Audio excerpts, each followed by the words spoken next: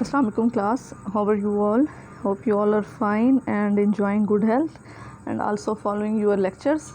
So in these days we are discussing about the different topics from unit 20. So let's move to our lecture. Bismillahirrahmanirrahim. आज हमने जो topic discuss करना है that is about gene. सो इसका आप heading देख सकते हैं, व्हाट इज़ जीन. जीन क्या होती है हमारे पास. तो इसका मैं आपको एक हल्का सा कंसेप्ट बता दूं कि जो कॉमन हमें इसके बारे में इंफॉर्मेशन है कि जीन हमारे पास क्या होती है. ये न्यूक्लियोटाइड्स का एक सेट होता है. न्यूक्लियोटाइड्स क्या होती हैं, as you know about the nucleotides of DNA, that is adenine, guanine, thymine, cytosine. तो इनका एक ख़ास सेट होता है जो मिलकर जो है किसी भी करैक्टर को हमारी बॉडी में कंट्रोल कर होता है, like eye colour, height, weight. तो जो है अब यही करैक्टरिस्टिक्स जो हैं जीन्स में स्टोर होते हैं और वो पेरेंट्स से उनकी नेक्स्ट जनरेशन में ट्रांसफ़र होते हैं. तो ये जो तमाम इन्फॉर्मेशन हमें अब मौजूद है, तो इस पर बहुत सारा काम हुआ, बहुत सारे एक्सपेरिमेंट हुए, तभी ये इन्फॉर्मेशन हम तक आई.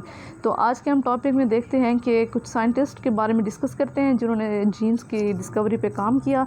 तो इसमें देखें जो फर्स्ट साइंटिस्ट हमारे पास बताए हुए हैं, आर्चिबाल्ड गैरड एंड विलियम बैटसन. उन्होंने 1902 में ऑब्जर्वेशंस की सर्टेन, और उन्होंने उसका ये कंक्लूजन निकाला, ये नतीजा निकाला कि जो उनके पास जो पेशेंट्स आते हैं कि कुछ ऐसे पेशेंट्स हैं उनके अंदर ऐसी डिजीज़ थी जो कुछ फैमिलीज़ में तो बहुत फैली हुई थी और कुछ फैमिलीज़ में बिल्कुल भी नहीं थी.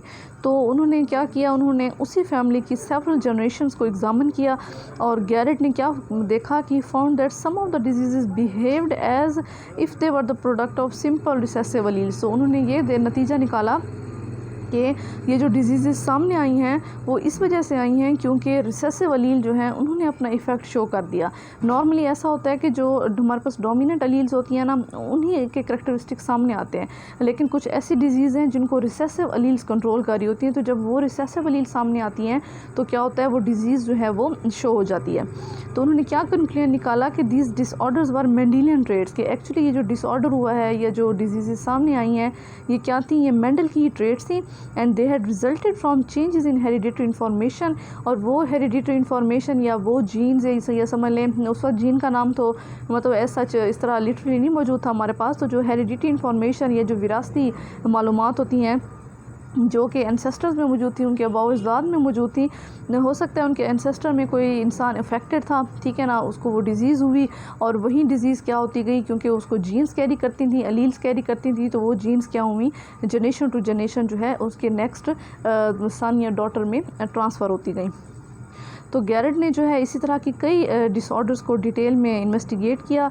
तो इसमें देखें कि एक डिज़ीज़ है हमारे पास, तो उसको हम नाम देते हैं एल्किटोनोरिया, ठीक है ना. जो एल्किटोनोरिया डिज़ीज़ है, इसमें पेशेंट्स के अंदर क्या होता है कि जैसे ही वो यूरिनेट करते हैं, जैसे ही वो उनका जो है वो यूरिन एक्सक्रीट करते हैं, तो उनके यूरिन के अंदर जो है एक एसिड होता है जिसको हम नाम देते हैं होमोजेंटेसिक एसिड का, ठीक है. तो उसके ये एसिड क्या होता है कि जैसे ही वो पेशेंट्स यूरिनेट करते हैं, उनका जो यूरिन है, उनका जो पेशाब है, वो फौरी तौर पे क्या हो जाता है, ब्लैक हो जाता है.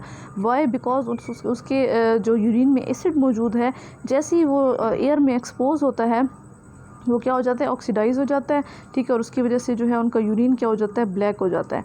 उसी तरह इन नॉर्मल इंडिविजुअल्स, अगर हम नॉर्मल इंडिविजुअल्स की बात करें, उनके अंदर ये जो एसिड है सिंपल जो है वो क्या हो जाता है, ब्रेक डाउन हो जाता है. कि जैसे ही नॉर्मल लोग यूरिनेट करते हैं, उनका जो एसिड है वो क्या हो जाता है, उसकी ब्रेक डाउन हो जाती है, जिसकी वजह से उसकी जो टॉक्सिसिटी है या यूँ समझ लें जो एसिडिटी है उसका जो इफेक्ट है वो ख़त्म हो जाता है. तो सो विथ कंसिडरेबल इंसाइट, तो इस चीज़ पे उसने बहुत गौर किया. एंड गैरट कंक्लूडेड, उसने ये नतीजा निकाला कि patient suffering from this disease lack the enzyme, कि एक्चुअली जो है ऐसे जो पेशेंट्स जो एल्किटोनोरिया की डिज़ीज़ कैरी करते हैं, एक्चुअली उनके अंदर एक एंजाइम मिसिंग है. वो एंजाइम जो क्या करता है, एसिड को ब्रेक डाउन करता है.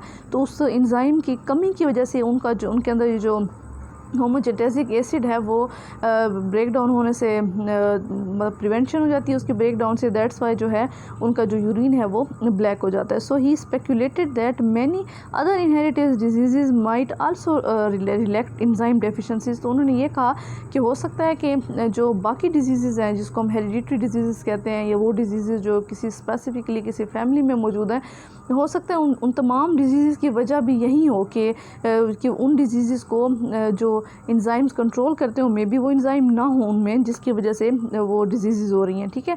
सो यूँ समझ लें कि उसने ये कंक्लूजन निकाला कि all the hereditary disease are due to deficiency in certain enzymes.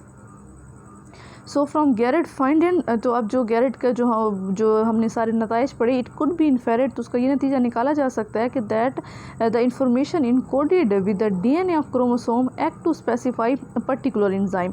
अब उन्होंने इस चीज़ को कहाँ लिंक किया, उन्होंने कहा कि वो तमाम जो इंफॉर्मेशन जो कि डीएनए ऑफ क्रोमोसोम में कोड होती हैं, एक्चुअली वो कोडिंग किस लिए होती है कि वो एक पर्टिकुलर इंजाइम बना सकें, ठीक है। So this point was not actually establish, लेकिन इस पॉइंट को वो ज़्यादा जस्टिफाई ना कर सका। हाउएवर जो है अनटिल 1941 अब देखें 1902 से उसने एक्सपेरिमेंटेशन स्टार्ट की और 1941 तक वो इस नतीजे तक तो पहुंच गया कि जो इंजाइम्स हैं उनको डीएनए कंट्रोल करता है, लेकिन इस चीज़ को अभी वो मज़ीद जो है यूँ समझ लें कि उसके पास एक एविडेंसेस नहीं थे, सबूत नहीं थी इस चीज़ के लिए।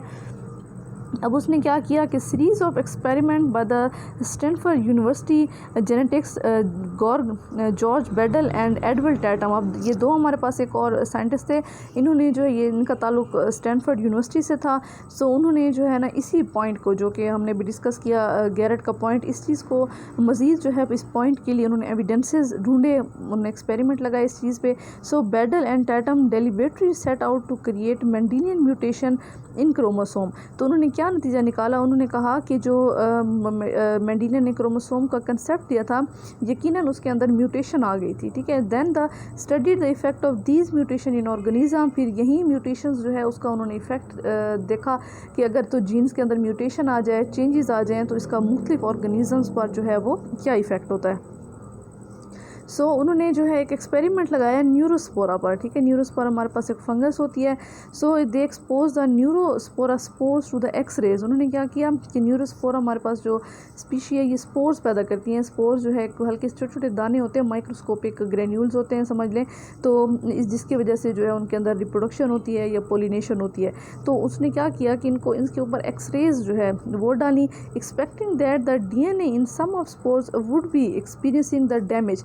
अब क्योंकि स्पोर्स जो हैं they are responsible for their reproduction, तो उन्होंने यही सोचा कि अगर हम स्पोर्स पर एक्सरेज डालेंगे तो हो सकता है स्पोर्स के अंदर मौजूद जो डीएनए है उसका कुछ पार्ट डैमेज हो जाए। And in this region encoding the ability to make compound needed for normal growth. तो अगर तो वो डीएनए के वो इससे डैमेज होंगे तो यकीनन जो है इसकी ग्रोथ पर इम्पैक्ट होगा। जाहिर है जब स्पोर्स के अंदर डीएनए का कुछ हिस्सा डैमेज हो जाए तो वो डीएनए कोई ना कोई तो ग्रोथ में अपना प्ले कर रहा था रोल, तो यकीनन उसके ग्रोथ पर क्या होगा, इफेक्ट होगा। So the DNA changes of this kind are called mutations. तो डीएनए के अंदर जो हल्की सी तब्दीली की गई, पूरे डीएनए में नहीं तब्दीली की गई, उसके न्यूक्लियोटाइड्स को चेंज कर दिया गया, कुछ न्यूक्लियोटाइड्स को, ठीक है। तो उन्होंने इस चीज़ को क्या नाम दिया, म्यूटेशन का। And the organism that have undergone such changes are known as mutant. तो ऐसे ऑर्गेनिज्म जिसके अंदर जो है म्यूटेशन हो जाए या ऐसे ऑर्गेनिज्म जिनके अंदर चेंज फॉर्म मौजूद हो डीएनए की, these are known as mutants. So initially they allowed the progeny of irradiated spores to grow on a definite medium containing all nutrition। अब उन्होंने क्या किया, स्पोर्स के ऊपर एक्सरेज डाले। अब उन्होंने जो है इन स्पोर्स को नाम दिया इरेडिएटेड स्पोर्स, ठीक है। तो उन्होंने जनाब क्या किया, इन स्पोर्स को जो है एक आर्टिफिशियल मीडियम में ग्रो कराया और उस मीडियम में उन्होंने तमाम न्यूट्रिएंट्स जो थे नेसेसरी फॉर द ग्रोथ वो सारे प्रोवाइड किए, ठीक है। So that any growth deficient mutants resulting from the irradiated would be kept alive. उन्होंने ये काम क्यों किया कि ताकि अगर कोई भी जो है ऐसा स्पोर जिसके अंदर म्यूटेशन आ चुकी थी और फिर भी वो अलाइव रहता है तो उसकी ग्रोथ पे क्या इफेक्ट है, ठीक है जी। तो so to determine whether any of the progeny of the irradiated spores has mutation causing metabolic deficiency. तो उन्होंने ये देखने के लिए कि वो तमाम जो प्रोजनी कहते हैं एक पूरी नस्ल, एक पूरा सिलसिला या सीरीज़ ऑफ न्यूरोस्पोर्स, तो ये देखने के लिए कि क्या जो है उसके तमाम जो प्रोजनी थी स्पोर्स की कि उनके अंदर जो हमने म्यूटेशन कॉज कराई थी, क्या म्यूटेशन जो है उनके अंदर मेटाबॉलिक डेफिशिएंसी कॉज करती है या नहीं करती। मेटाबॉलिक डेफिशिएंसी क्या होती है, मेटाबॉलिज्म हम कहते हैं set of reactions occurring in an organism, ठीक है। तो अब आप देखें उसके अंदर न्यूरोस्पोरा स्पोर्स है वो ग्रोथ में इन्वॉल्व है, तो ग्रोथ के दौरान उसके अंदर बहुत सारे रिएक्शंस हो रहे होंगे, तो ये देखने के लिए कि आइदर जो है उसके रिएक्शंस पर, उसके केमिकल रिएक्शन पर कोई फ़र्क पड़ता है म्यूटेशन से या नहीं। तो उन्होंने क्या किया, they also place the sub cultures of individual fungal cell on the minimal medium that contain only sugar, ammonia, salts and few vitamins and water. अब उन्होंने क्या किया कि ना सिर्फ उन्होंने ओरिजिनल कल्चर रखा, बल्कि उन्होंने क्या किया, इन्हें न्यूरोस्पोर के ना सब कल्चर्स बना लिए। सब कल्चर मीन उसको छोटे छोटे पार्ट्स में डिवाइड कर लिया और उसको एक मिनिमम मीडियम पर ग्रो कराया। उस मीडियम के अंदर क्या था, शुगर भी दिया उसको, अमोनिया दिए, साल्ट दिए और कुछ विटामिन्स भी दिए। तो the cell that had lost the ability to make other compounds necessary for growth would not survive on such medium. तो उन्होंने यही चीज़ जहन में रखी और उसका नतीजा भी उन्होंने यही देखा कि ऐसे सेल्स जिनके अंदर जो है एबिलिटी ख़त्म हो गई थी अपने लिए नेसेसरी कंपाउंड्स बनाने की, जो कि ग्रोथ में इन्वॉल्व थे, वो सर्वाइव ना कर सके। ठीक है, उनकी एबिलिटी वो क्यों ख़त्म हो गई थी, why they were not able to make such compounds, because they were irradiated. ठीक है, हमने उन पर क्या किया था, हमने एक्सरेज उन पर एक्सपोज कराई थी, जिसकी वजह से उसके DNA का हिस्सा डैमेज हो गया था। तो DNA के वो न्यूक्लियोटाइड्स किस चीज़ के लिए थे ज़रूरी, उनकी ग्रोथ के लिए। So using this approach Beadle and Tatum succeeded in identifying and isolating many growth deficient mutants. अब उन्होंने क्या किया कि उन्होंने इस पर सीरीज़ ऑफ एक्सपेरिमेंट लगाए और उन्होंने फिर आइसोलेट कर लिया, सेपरेट कर लिए न्यूरोस्पोर्स के वो हिस्से जो क्या थे, ग्रोथ डेफिशिएंट थे। ठीक है ना, और वो म्यूटेंट्स थे और उनके अंदर जो थी वो ग्रोथ नहीं हो पाई थी। So next researchers added various chemical to the minimal medium to attempt to find one that would able to given strain to grow। ठीक है, mutant state to grow। तो अब उन्होंने क्या किया, नेक्स्ट रिसर्चर ने जो है ना बहुत सारे केमिकल ऐड किए एक मिनिमम मीडियम में। ठीक है, ये कोशिश करने के लिए, देखने के लिए कि जो है म्यूटेंट स्ट्रेन में कौन सी ऐसी स्ट्रेन थी जो ग्रो करने के काबिल नहीं रही और क्यों नहीं रही। So this procedure allowed them to pinpoint the nature of biochemical deficiency that strain had. अब उन्होंने ये नतीजा निकाला कि जो उनके अंदर ग्रोथ नहीं हुई थी न्यूरोस्पोर्स के अंदर, तो ऐसी कौन सी स्ट्रेन थी या ऐसी कौन सी बायोकेमिकल डेफिशिएंसी थी जिसकी वजह से जो है वो ग्रोथ ना कर पाए। ठीक है, बायोकेमिकल डेफिशिएंसी कहते हैं कि उनके अंदर ऐसे कौन से केमिकल्स नहीं बन पाए या ऐसी कौन सा मेटाबॉलिक प्रोसेस नहीं हो पाया जिसकी वजह से जो है उनमें ग्रोथ नहीं हुई। So the addition of arginine permitted the several mutant strains and to grow. ठीक है, अब उन्होंने क्या किया, उन्होंने ना उसके अंदर आर्जिनिन ऐड कर दिया। ठीक है, आर्जिनिन क्या होती है, हमारे पास एक अमाइनो एसिड होता है।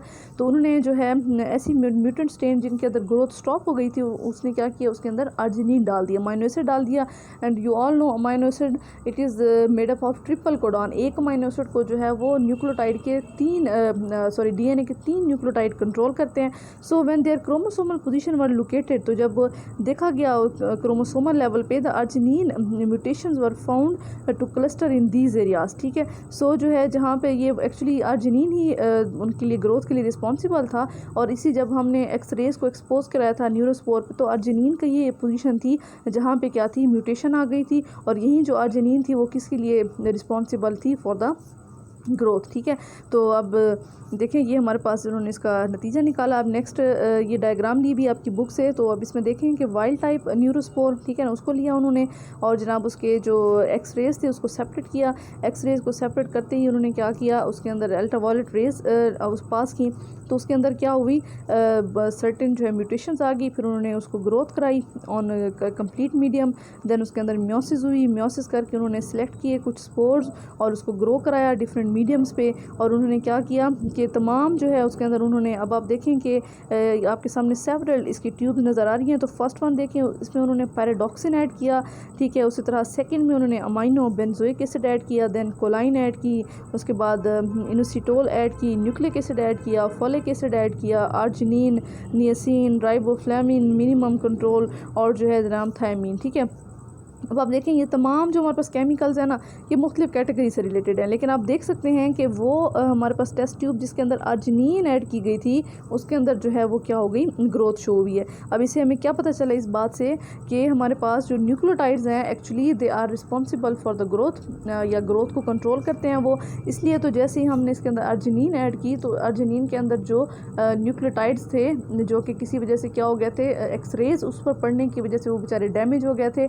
तो जब हमने एक्चुअल आर्जिनिन उसके अंदर ऐड की बाहर से, तो उस आर्जिनिन ने डैमेज आर्जिनिन की कमी को क्या कर दिया, पूरा कर दिया। और उसकी वजह से क्या हुई, उसके अंदर ग्रोथ स्टार्ट हो गई। ठीक है, सो इससे क्या नतीजा निकलता है कि genes are responsible for the transfer of characteristics if there is any cause that change the nucleotide sequence or damage the nucleotide sequence, then that nucleotides are not able to transfer that particular character from one part of body to next, ठीक है, one generation to next generation.